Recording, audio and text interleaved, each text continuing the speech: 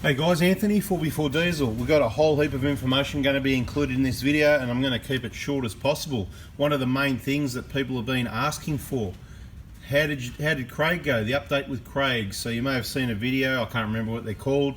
This all started back over June, maybe mainly July, August sort of thing, back in July. This time what I'm going to do, I'm going to give you more of the full story from the start with all the information. And I'm just reading through some text messages here between myself and Craig to refresh my memory. So if there's a bit of a delay, it's just me recapping there.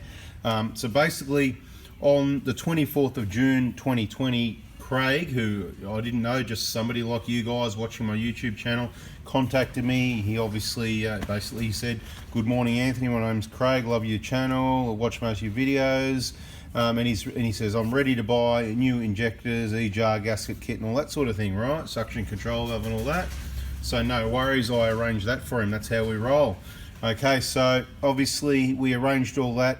He got his parts sent to him. I think I remember even speaking to him, which I do that sometimes if required. I haven't got that much time to do it anymore, unfortunately, so we need to get it all done by me sending you that video link with the information. Then you set, some text messages and whatever, and we get it all sorted, right? Watch the video, make a list of what you don't need, send me a text going, "I don't need that, that, and that." I'll send you an updated order and a text message. It's got everything you need. Anyway, it's not about that. I spoke to Craig. I think he was at the mechanics, and it was almost like the mechanic wanted to speak to me. He knew of me also, been watching the videos.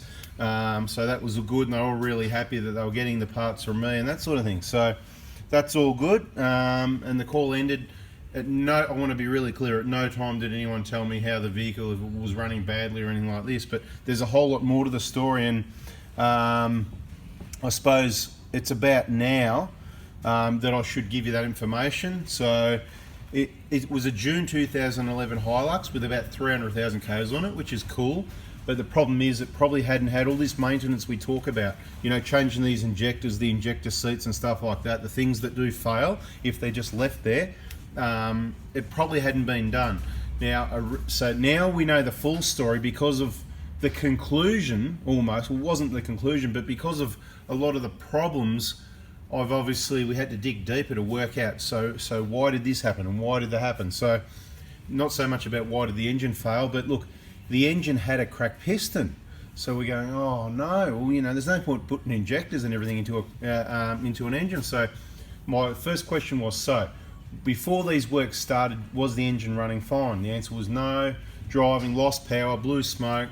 Typical description of what you get when someone cracks a piston, right? Which at no time was, and Craig's happy with my service and everything anyway, so there's no issue there. I'm just letting you know, to be quite transparent, that if there's any issues with the way your engine's running, you do need to have some other checks done, whether you do it yourself or take it to one of the expert repairers who recommend, or myself, to have a look at it and see. And it is very difficult sometimes to tell whether you can do a compression test that's good on a bad engine, and you can do a compression test that looks bad on a good engine. I've said that in other videos, but I was going to try and keep this short, sorry. So long story short, when Craig lost power, the vehicle, if I remember correctly, the way it went down is the vehicle went on a tow truck to a Toyota dealer in Devonport without spending too much time on it. Much like myself, they said, "We're pretty sure this has got a cracked piston." Okay. Then Craig only purchased the vehicle late last year from a car yard of which it had a warranty, okay? An aftermarket warranty, which we know they're not worth much. Usually they're limited, and a lot of things aren't covered. They're limited on amounts, and so if something big happens, you're only going to be covered for a small percentage. So look, in general, it's not worth the paper they're written on, but this video is not about that. We've got another video on that. Basically, he had the vehicle, so he contacted the insurance, whichever way possible. They said it needs to go to our recommended repairer, who, if I remember correctly, his name was Jason from, well, this is where I need to just look through the message just to make sure I've got photos of the car in the workshop. We'll just get through to the name. Let's get it right here. Craig's got his delivery. I'm just looking at all the track. There's lots of messages, guys, it goes on, so just give me a sec. We'll get it right, and this will give you the full update and the full story, right? Okay, here it is. what I've got here, it says H&M Automotive Mechanical Repairs, phone 6424 9977. Okay, so where was I? So the vehicle got moved to Jason at,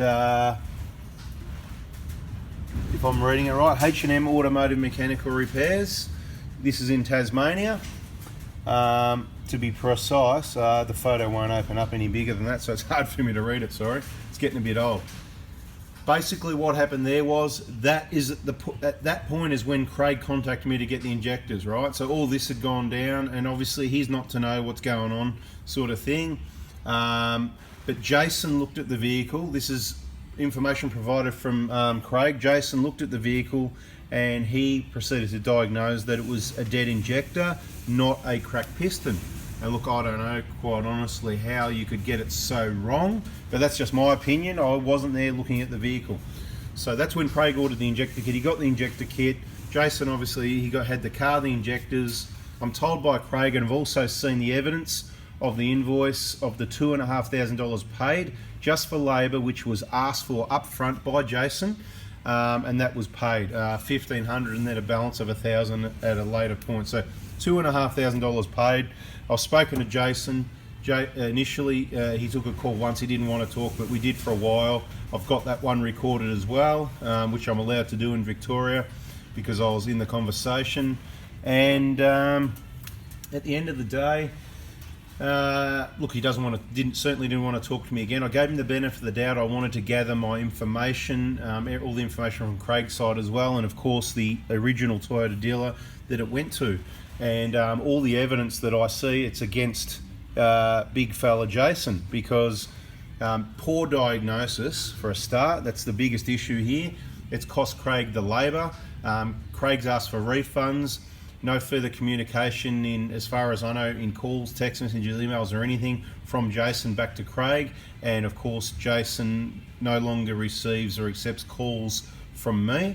He obviously doesn't like the look of my name or number. So that's what happened there. So we sort of, obviously Craig got shafted a bit there. We felt sorry for him. And we thought, well, we're going to do what we can do to help him out, because this should never have happened. And I think Jason messed with the wrong guy this time. You don't mess with Craig, because, yeah, I'm not going to say too much more than that. It's all good, but he knows how things work. He knows how to do research. I've got a lot of information here. I know that from what I've got here, that Craig's a genuine bloke that would probably help anyone, shoot off his back type of guy. So I thought, well, you know what, in the VIP group, that's what we're like, and that's what we're going to do for other people. So what we did was, first thing I did, I thought, well, I wanted to do something for Craig. So I actually asked him. He actually borrowed extra money on a personal loan, of which he got to purchase the vehicle, borrowed extra money for these repairs. So of course, to make it look, I don't want to, it could be a scam thing, I'm not saying that. I'm just saying to be sure, I'm not going to involve anyone else in it till I've got my facts in line. So I asked Craig if he wouldn't mind providing a copy of that, and he did. And I was confident with all the information I had that I wanted to help out and get the ball rolling, and donated $500 to that to help make it feel better, I suppose, at least from him getting shafted. And I said, look, eventually we'll get these injectors back. We can't do a full refund. They've been installed now. Of course, he understands that, but they needed to be returned, checked, and that sort of thing. Long story short, we raised, in the VIP group, we raised about $4,000 in the first 24 hours, which was really cool. So obviously that got most of the money, that sort of money that was wasted back. So that was a start. Of course, there was more money raised in the preceding few days after that, and other amounts of up to $500, quite a lot of 300s, 200s, 250s, 100, and some smaller amounts. And appreciate everyone's support. It doesn't matter how small or big it is. It's whatever you can afford at the time. If you do well and you can afford to help someone more, and you trust our judgment, that's where we called it, to my own judgment, was my own $500 that I put in, if you like. So then the next thing we did was we spoke to the original Toyota dealer again to reconfirm the information. We naturally wanted to get the vehicle back to them because there was a couple of options. There was another workshop that was recommended who I spoke to. I like the sound of them. They were going to help us out as well. There'll be another video on information recommending these two places with more details. I'm trying to keep it short. You can see I'm already at 10 minutes. The long story short is it's good news. He's got his car back. It's all running really well with a brand new engine in it. But I'm going to tell you what happened funding wise and what's happening there. We're going to get to that. But I'm just trying to get, because some people want the full story, right? So I'm trying to do that without leaving anything out. So I spoke to the service manager there. Seemed like a top bloke at the Toyota dealer. Seemed like an awesome bloke. Pretty small workshop. Only a few guys working there, which is kind of good. I like that too. Gave him a rundown. He was more than happy to help out. Got the vehicle back to him. I let him know that I'd like to get the injectors and the pipes back, and it's not these, but it's like these. This is maybe another set that we've got for sale for someone that needs a really cheap set. You know, don't get too excited. If we've got a set of injectors, I'll just quickly put this in. If we've got a set of injectors and pipes that have only been used once, like these, they're almost like new, only been used once, and somebody can't afford new injectors and new pipe, and they've got a 300,000 or 400,000 k car and it's absolutely flogged, well then an 80 or 60 or 120,000 k set of injectors or whatever they are like these, and a set of pipes that have been used once that can save you, you know, a couple $100 on a set of fuel pipes and even more on injectors. Sometimes it's worth doing. It's better than leaving what's in there, if you know what I mean. Now, it's not ideal, okay, but it's better than nothing. Anyway, moving on from that one. So we got the car back there.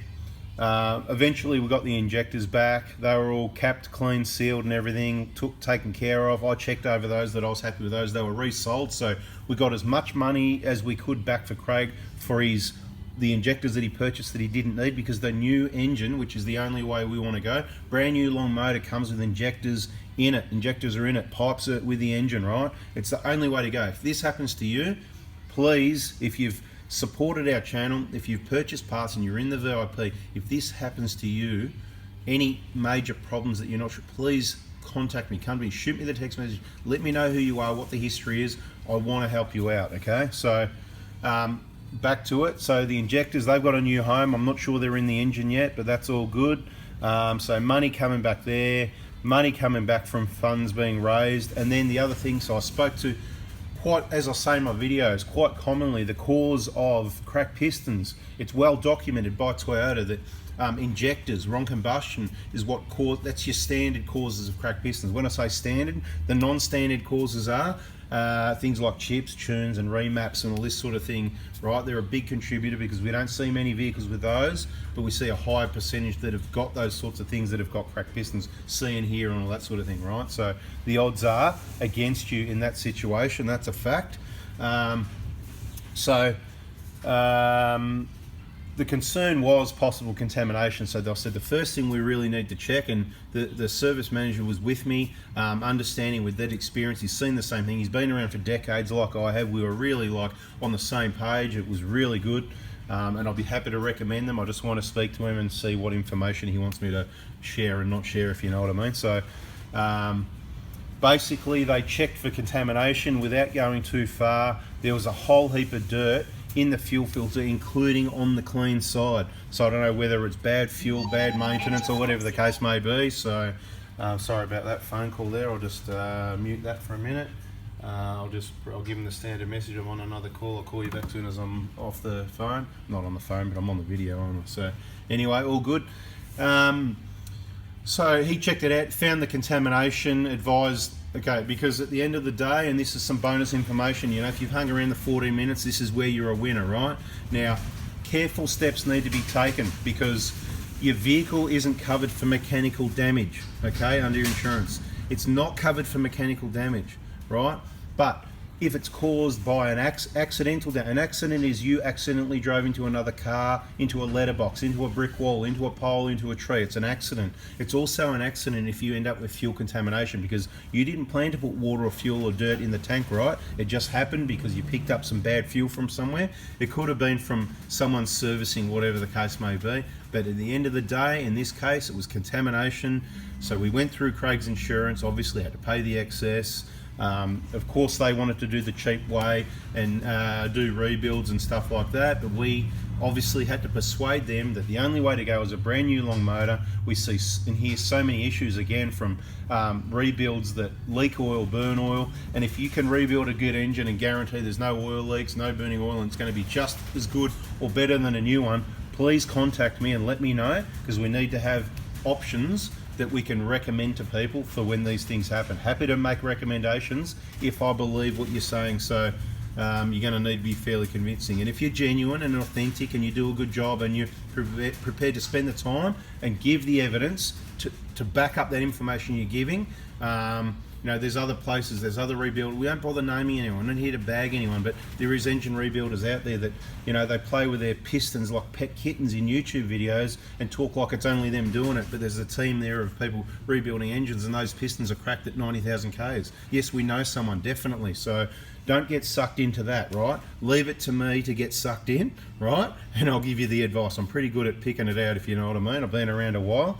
And yeah, it was quite disappointing from watching those videos and then speaking to the person and finding out that, you know, so to me, I felt misled anyway. So rest assured, guys, I'm here, I'm me, I'm doing this, I'm organising the parts, I'm doing the work. I do have helpers every now and then, so if it's a job like, if you want an jar clean, I don't do them anymore. I may get a helper in to help with that sort of thing. Yeah, so, but generally it's me. It's not a business here. We haven't got 5, 10, 15, 20 employees, right? Anybody else here? Yoo-hoo! No, it's quiet. We've got the radio in the background. Anyway, bonus information. So, long story short, I suppose, Toyota dealer, I think they actually wanted to do a rebuild and short motor and put the head on all that, because generally it saves money, but it's also labour intensive. Maybe they can make a bit more money out of it, which is fair enough. But I was adamant we want the long motor, and that's what happened. So Craig has got a brand new long motor in his Hilux. It was covered by insurance. Okay, he had to pay his excess. There was a couple other things he needed, an alternator and a starter motor. So there was a couple of grand sort of thing bill there. So that obviously got paid with some of the funds raised. And yes, you can say there's some spare there. That is a good point. There's spare there. So what do we do with that? And that's a really good question, because I know everybody's different. We're dealing with some good people that donate some money and they don't care. But on the other hand, there could be some thoughts there. When people are donating $500 or $300 for an engine, but then it was covered by insurance, well, what happens then? Okay, so in discussion with, and I think I mentioned it in videos and posts previously, if it gets covered by insurance, what will probably happen then? The VIP were the people that donated the money. Most of these VIPs that donated the money, most of them are in the cracked piston fund. And if you don't know what that is, we've got a fund there that it's just like-minded people. It's not insurance, it's like insurance, it's like a warranty. It's like, just think of it like you're all going away for the weekend in a houseboat and it's $5,000, you put in $500 each, 10 of you, right there it is, right? That's how you do it. Well, in this case, what it is anyone that wants to do it, they put money into an account and it sits there waiting for one day when someone cracks a piston, and when we can't get it covered any other ways that are entitlements like insurance from contamination, then obviously that's what the money's there for. And there's no profit there, there's no guarantee you're going to get paid, but this video is not about that. But the point is, the money Craig would like to donate to there, maybe we'll put it to some other causes as well. We've got a fundraising account as well where, you know, we just fundraise a little bit of money, profits off. We don't want to profit off any of the merchandise we do, like the Oz Proto Crew hoodies and stuff like that. It's not about profit. We don't need the money. It's just about, you know, doing it for you guys. People want hoodies, people want stickers, people want things, so we're doing it because you asked for it. And any profits do get donated to the charity, what we call the charity account. And every now and then when the need arises, that's where we make obviously donations to different charities, and we post those evidence of those payments on Oz Proto Crew, and it's usually in the announcements for quite a while if anyone wants to see those. So we've got two things. We've got the charity thing, so some money might go to there and some will go to the Cracked Piston Fund. I just want to add, it hasn't all been transferred. So far, Craig's transferred $1,500 to the Cracked Piston Fund. So bonus to all you guys that are in the Cracked Piston Fund that donated, because $1,500 came back to that fund. Anyone that's not in the Cracked Piston Fund that made a large donation, if your money comes back to the Cracked Piston Fund, you could use it to pay the balance to be in the Cracked Piston Fund if you like. If you made a small amount, $10, $20, $50, obviously we're not going to worry about small amounts, but anyone that sort of contributed, let's say at least 200, 300, 500, these sorts of amounts. I understand you're probably not too fussed about it, but some people may have concerns, so I'd rather be completely transparent, do this video, giving the update for Craig and also giving the update with the funds. So the funds are there, subject to, at this stage I'm going to be completely honest, it's Craig's privacy. I'm not sure how much information he wants me to share. All I'll say, he's got some family problems, his own health, and also other members of the family being unable to work, off work, and run out of sick pay type thing. So a lot of people having bigger dramas than others in these times. So just trying to be considerate of that. So of course, Craig, if you watch this, no pressure, mate. It's whatever, mate. When, if, whenever, it doesn't even matter, mate. If it doesn't happen, no pressure at all. But if you're at a better point somewhere later down the road and you want it, whatever you want to do, mate. So that's what it is. I've said it there in front of everyone. There's no pressure. Whatever Craig wants to do, but he's made it clear to me that, you know, he doesn't want to keep all the money. Obviously, we'll keep an amount for him, kind of like what he didn't, maybe like the $2,500 that got donated to Jason at was it H&M Automotive, whatever, wherever it is there. He's looking like he's never going to get that back. He's going to be taking action with lawyers, small claims, and all this sort of thing. He sent me a whole heap of information through for anyone that's interested. I can only tell you what I see here. He's formally written to Jason. I've got evidence of that here, asking for the $2,500 back. No answer to calls or messages as far as I know. He started doing his research. I'm just sharing information here from Craig. I've done no research on this myself. I have no reason not to believe it's accurate. So the big boy, it looks like he's been in a bit of trouble, but I don't know, you know, and he's going to be in a bit more. There's a line of people apparently waiting to get their money. So look, if you're in Tassie, you might be really careful if there's a mechanic that H&M Automotive, just do your homework before you go there. Maybe check his reviews on Google and his Facebook page, see what any of them say.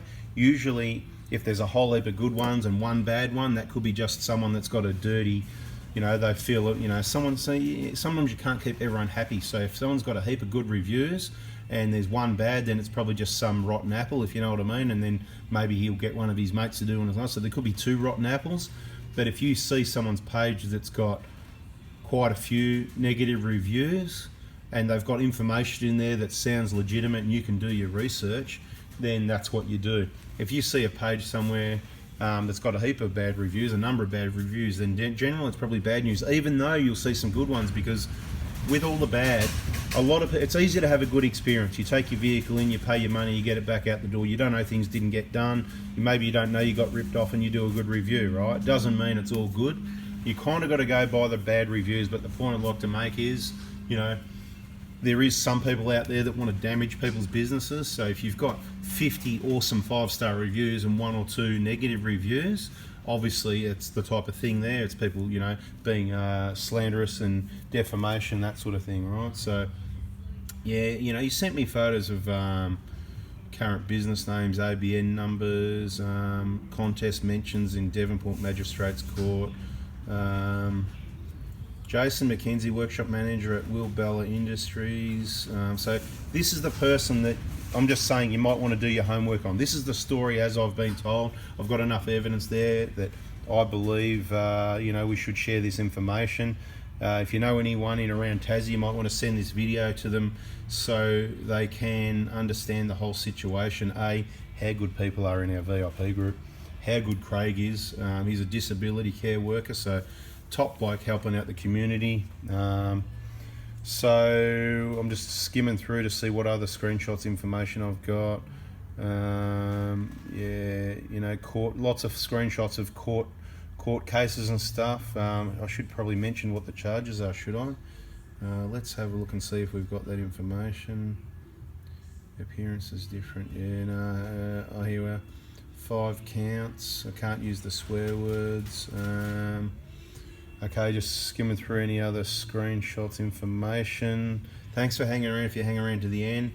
And those names, the other thing I want to mention, those names, the people that donated the money will be remembered.